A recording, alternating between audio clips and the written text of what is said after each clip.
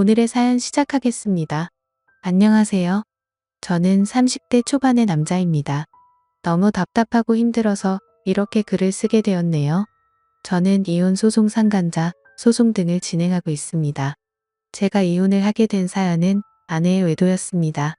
물론 외도뿐만 아니라 여러 가지 문제들이 있었죠. 어떻게 이야기를 풀어야 할지 모르겠어서 아내의 외도 이야기부터 할게요. 저의 아내는 저보다 4살이 많습니다. 결혼 시작부터 마지막까지 그 나이차로 인해 아내와 처가 사람들에게 어린 놈의 자식이라는 말과 함께 무시를 당하게 될 줄은 몰랐네요. 아내의 외도, 사유와 지금까지의 말과 행동들 전혀 나이로 사람을 무시할 사람들의 수준으로 적합하지 않았습니다. 아내는 결혼 생활 중 이혼 소송 시작하기 전까지 몇 개월 빼고는 전업주부로 살았습니다. 소득 활동은 오롯이 저의 몫이었습니다.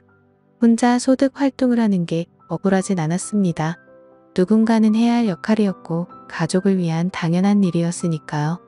아내는 매일 집에만 있는 게 너무 스트레스였다고 이야기합니다. 여러 취미 활동 좋아하는 것들 해보고 싶은 것들을 해보라고 권유했었습니다. 하지만 아내는 제 조언을 무시하고 선택한 게 온라인 게임이었습니다. 동적인 활동이 여러모로 게임보다는 좋을 듯하여 차라리 밖에 나가 친구들을 만나라고 이야기하곤 했었습니다. 그럼에도 아내는 하루에 적게는 4시간가량 많을 때는 8시간에서 9시간가량을 게임에 몰두하였고 심각한 게임 중독 증세까지 보이기 시작했습니다. 문제는 게임으로부터 시작되었습니다. 게임을 하느라 집안 살림이 점점 개판이 되었고 한 번은 아이가 열린 문으로 나가 행방불명되어 가슴을 쓸어내린 적도 있었습니다.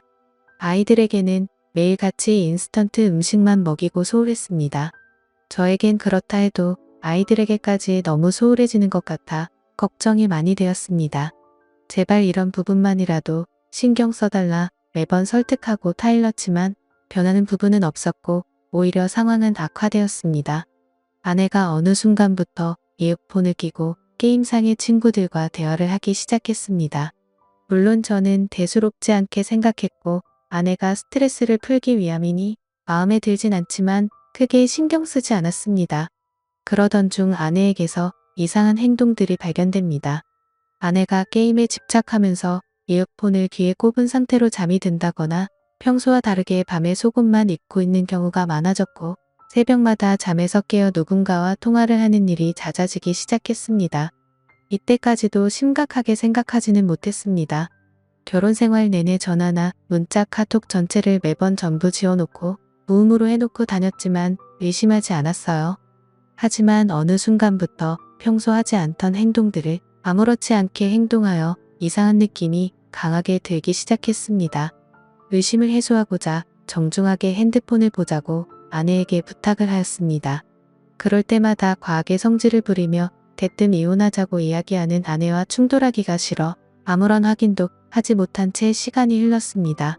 그러던 중 처가에서 식사 자리가 있었고 식사 중에도 핸드폰을 놓지 않는 아내에게 무척이나 화가 났습니다. 한심한 생각도 들었고 이상한 느낌이 강하게 들어 식사 자리가 끝난 후 결국 아내와 한바탕 싸우게 되었습니다. 도대체 무슨 중요한 일이 있길래 가족들과 식사 자리에서 그러고 있느냐. 요즘 너의 이상한 행동들이 너무 의심스럽다. 당당하다면 그렇게 옆에 깨고 사는 핸드폰 좀 보자라고 아내를 다그쳤습니다. 이런저런 신랑의 끝에 아내는 체념을 한 건지 아니면 어떠한 큰 결심을 한 건지 볼 테면 보라고 핸드폰을 던져주더군요. 아내의 핸드폰을 검사하는 모습이 참 꼰대같이 느껴져 제 스스로도 한심했습니다. 하지만 아내의 핸드폰에 충격적인 내용들이 있었습니다. 보다 보니 하트 표시로 저장되어 있던 인물과 이런저런 대화를 나눈 내용이 있더군요. 내용은 사랑한다, 보고 싶다, 이혼하겠다 등의 문자 내용과 영상통화를 하며 나눈 대화를 주고받은 내용, 그리고 차마 눈뜨고 볼 수 없는 사진들까지 적나라하게 있었습니다. 이게 뭐냐고 바로 아내에게 따졌고 아내에게서 황당한 응답을 듣게 됩니다. 한마디 미안하단 말도 없이 오히려 적반하장으로 이렇게 됐으니 그냥 이혼하자고 이야기하더군요. 그냥 게임 속 작은 문화다. 실제로는 전혀 이상한 일 없는데 의처증으로 왜 사람 피곤하게 하냐고 합니다. 차라리 그냥 이혼하자며 이혼 후에는 차라리 본인도 자유롭게 살겠다며 이 생활이 너무 지치고 힘들다고 따집니다. 이혼하면 그냥 핸드폰 대화 내용 속에 그 상대와 잘해보겠다고 하면서요. 처음에는 믿기지 않았습니다. 아니, 믿고 싶지 않았지요. 한편으로 멍하기도 하고 너무 황당해서 그랬는지 오히려 아무렇지도 않은 느낌이 들었네요.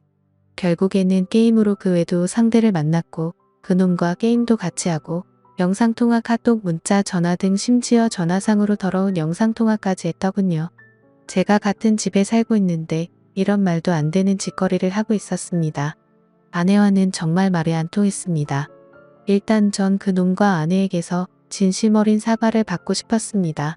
아내의 상간남과 통화를 하게 되었습니다. 증거가 모두 있는데 본인은 전혀 알지 못하고 해당 내용은 모른다고 잡아떼더군요.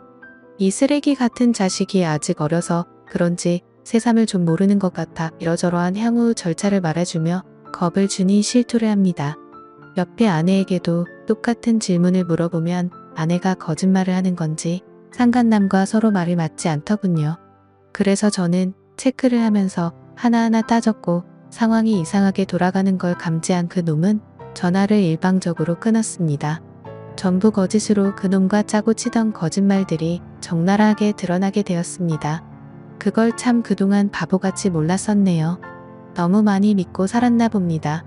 당장 따게 한 대 올리고 내쫓는 게 맞지만 순식간에 벌어진 일들에 대해 정리할 시간을 가져야겠다고 판단했고 아내에게 작은 기회를 주었네요.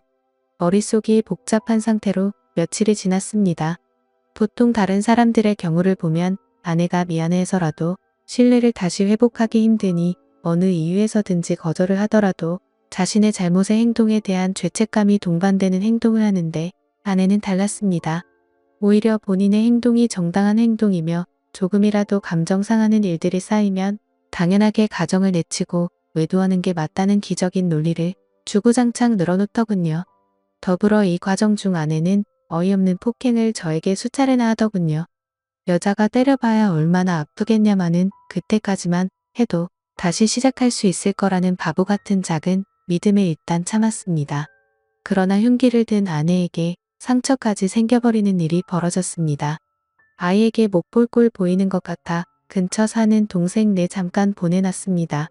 저는 너무나 화가 났고 이성을 잃고 눈이 돌아간 아내에게 한순간 정이 확 떨어졌습니다.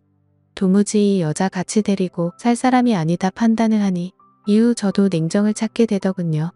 그동안 작은 희망이라도 갖고 살았던 제가 참 바보 같았다는 생각이 들었고 바로 경찰을 불렀습니다. 경찰이 집까지 도착하는 와중에도 아내는 뭐가 그리 잘났는지 고래고래 소리 지르며 난리를 쳤습니다. 결국 경찰서까지 가게 되었고 아수라장 속에서 조서를 쓰게 되었습니다. 저는 무조건 아내에게 처벌을 원한다고 강력히 주장하였고 그 길로 경찰서로 나왔습니다. 아마도 폭행에 대해서는 벌금형 이상 나오기는 힘들 것 같다고 이야기를 전해 들었고 아내는 그 후로 처카에 들어가 살게 되었습니다. 이때까지도 저에게 사과 한마디 없더군요. 그리고 이 정신나간 여자가 그 후에도 본인 SNS에 이러저런 사진들과 그 상간남 사진까지 올리며 처녀인 척을 하고 있더군요. 저는 공황장애까지 앓고 있으며 약 없이는 잠도 못 들고 악몽도 꾸는데 말이죠. 아이를 위해서라도 이 여자 도저히 용서할 수가 없었습니다. 이혼소송과 불륜 가담자에 대한 손해배상 청구까지 같이 진행하기로 했습니다. 그동안의 카톡 내용들과 사진, 녹취한 음성 등 여러 자료들을 가지고 변호사를 찾았습니다. 소송을 진행했고 충분히 문제없이 원하는 대로 진행할 수 있겠다고 하는데 다만 아이가 조금 문제일 수도 있답니다.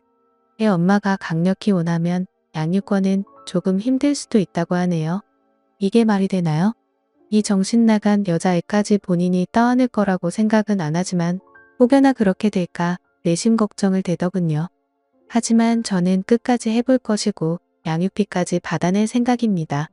그 와중에 장모라는 사람은 전화를 해서는 제가 문제라는 등 헛소리를 하고 장인은 저를 보면 가만두지 않겠다고 합니다. 제가 보낸 소장을 봤다면서요. 소장의 증거가 모두 첨부되어 있고 그에 대한 내용을 변호사가 정리해서 작성은 사실뿐인 내용인데도 말이죠. 맘대로 생각하시고 원하는 대로 해보셔라. 나 이제 빠꾸 없이 제대로 간다고 끊었습니다. 그에 비해 그 자식이라는 말이 딱 여기서 나온 말 같습니다. 너무나 명백한 아내의 규책 사유에 어떻게 이렇게 뻔뻔하게 나올 수 있는지 어이가 없더군요. 맘 같아서는 오히려 제가 장인을 찾아가 딸년 잘 키우라고 두들겨 패고 싶은 심정이었습니다. 아내의 그놈은 소송 중 알아보니 아내보다도 무려 13살이나 어린 놈이었습니다. 나이를 알고 나니 이 여자 알고는 있었지만 더 한심해지더군요. 13살 연하라네요. 정신 나간 이 여자 그 한계를 끝까지 보여줍니다. 이상간 놈은 경기도 모처에서 학교를 갓 졸업하고 사회복지사 일을 한다고 합니다.